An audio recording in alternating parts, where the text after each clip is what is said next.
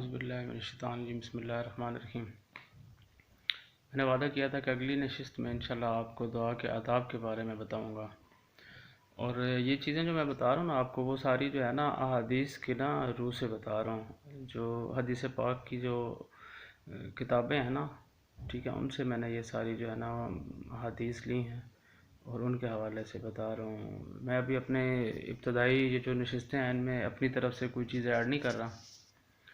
تو آداب جو ہے نا دعا میں، بعض کو رکنیت حاصل ہے اور بعض کو شرط کا، اور ان کے علاوہ کچھ ایسی چیزیں ہیں جن کو کرنے کا حکم دیا گیا ہے، اور کچھ ایسی ہیں جن کو کرنے سے روکا گیا ہے۔ ان سب کو اکٹھا کر کے جو ہے نا میں نے تذکرہ کیا ہے۔ تو اسی حوالے سے جو پہلی حدیث پاک ہے اس میں حضور صلی اللہ علیہ وسلم نے فرمایا ہے کہ کھانے پینے، پہننے اور کمانے میں حرام چیزوں سے پرہیز کرنا۔ یہ مسلم شریف، ترمذی شریف میں آتا ہے، اور اس کو حضرت ابو ہریرہ رضی اللہ تعالیٰ عنہ نے جو ہے نا روایت کی ہے۔ اور پھر اسی طرح آپ صلی اللہ علیہ وسلم نے فرمایا اخلاص جو ہے نا، اخلاص وہ بہت ضروری ہے۔ پھر ایک اور حدیث پاک میں آتا ہے کہ دعا سے پہلے کچھ نیک عمل کرنا اور سختی کے وقت اپنے نیک عمل کو ذکر کرنا۔ یہ بھی بخاری شریف میں آتا ہے، ترمذی شریف میں آتا ہے۔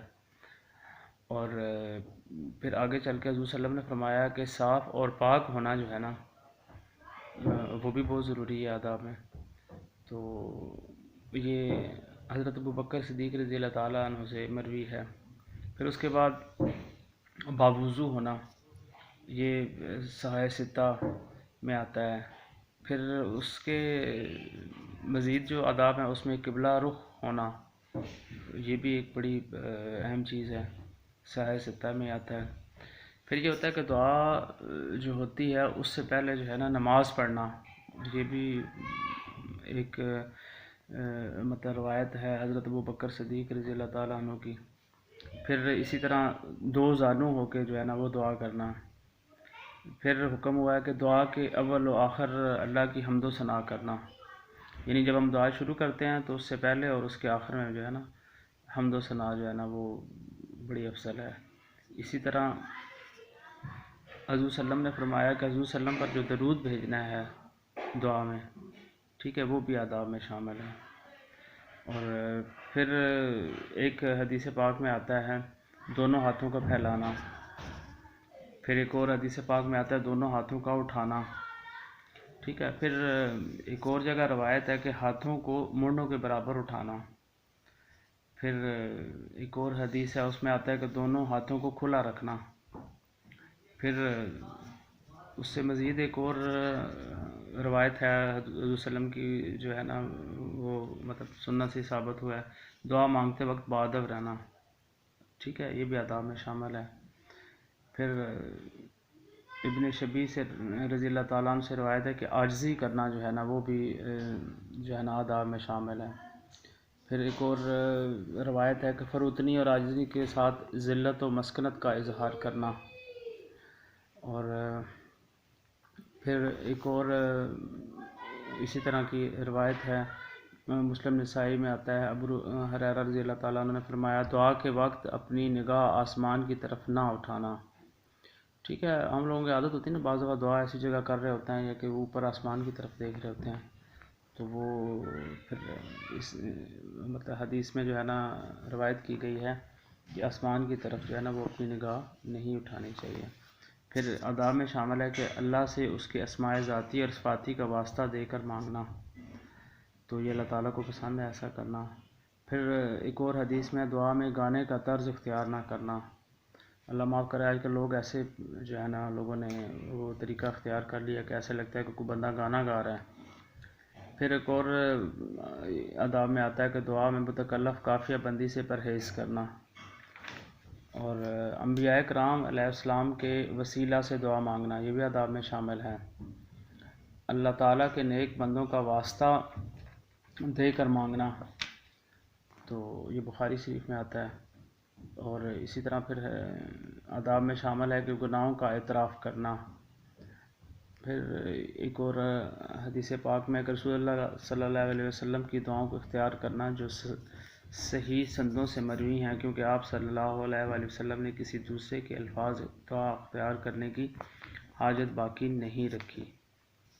اور پھر ابو داؤد میں آتا ہے کہ جامعہ دعائیں اختیار کرنا، ٹھیک ہے۔ اور پھر ایک اور حدیث میں ہے کہ اپنی ذات سے دعا کی ابتدا کرے اور اپنے والدین اور مومن بھائیوں کے لیے دعا کرے، ٹھیک ہے جی۔ پھر ایک اور حدیث میں آتا ہے کہ اگر امام ہو تو تنہا اپنے لیے دعا نہ مانگے۔ اور پھر یعنی اگر بندہ بطور امام ہو تو وہ کیا کرے کہ صرف اپنے لیے نہ، اکیلے کے لیے دعا نہ مانگے، بلکہ باقی جو لوگ ہیں جو شامل ہیں نماز میں ان کے لیے بھی دعا مانگے۔ پھر ایک اور حدیث پاک میں کہ عزم و یقین کے ساتھ دعا مانگنا۔ پھر اگلی حدیث میں آتا ہے کہ انتہائی رغبت و اشتیاق سے دعا مانگی جائے۔ اور پھر حضرت ابو ہریرہ رضی اللہ تعالیٰ نے فرمایا کہ کوشش و محنت سے حضور صلی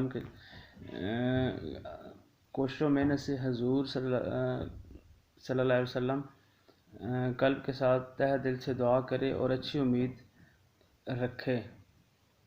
اور پھر ایک اور جگہ فرمایا کہ ایک دعا بار بار مانگی جائے جو کم از کم 3 بار ہو۔ پھر آداب میں ہے کہ دعا میں اسرار و مبالغہ کرنا۔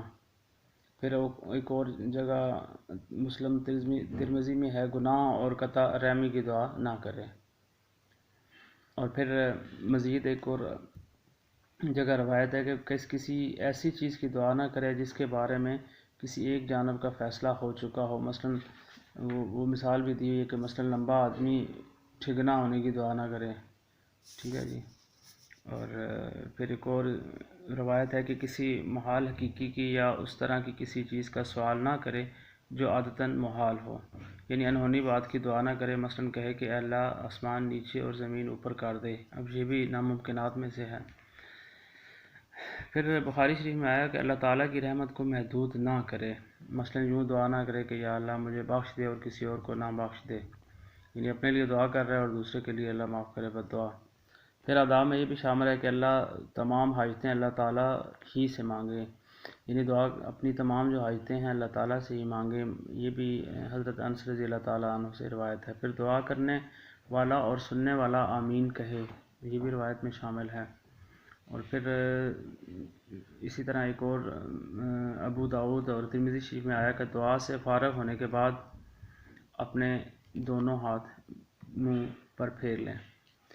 اور مزید جو آداب ہیں اس میں حدیث پاک سے ایک اور چیز شامل ہے کہ جلد بازی نہ کرے، یعنی دعا کی قبولیت کا اثر جلد ظاہر نہ ہو تو نا امید نہ ہو اور دعا کرنا نہ چھوڑ دے، اور یوں نہ کہے کہ میں نے بہت دعا کی لیکن قبول نہ ہوئی، اللہ معاف کرے، یہ بھی گناہ ہے۔ تو انشاءاللہ اگلی جو نشست ہوگی اس میں دعا قبول ہونے کے جو اوقات ہیں نا، جو افضل ٹائم ہے، اس کا انشاءاللہ تذکرہ کروں گا۔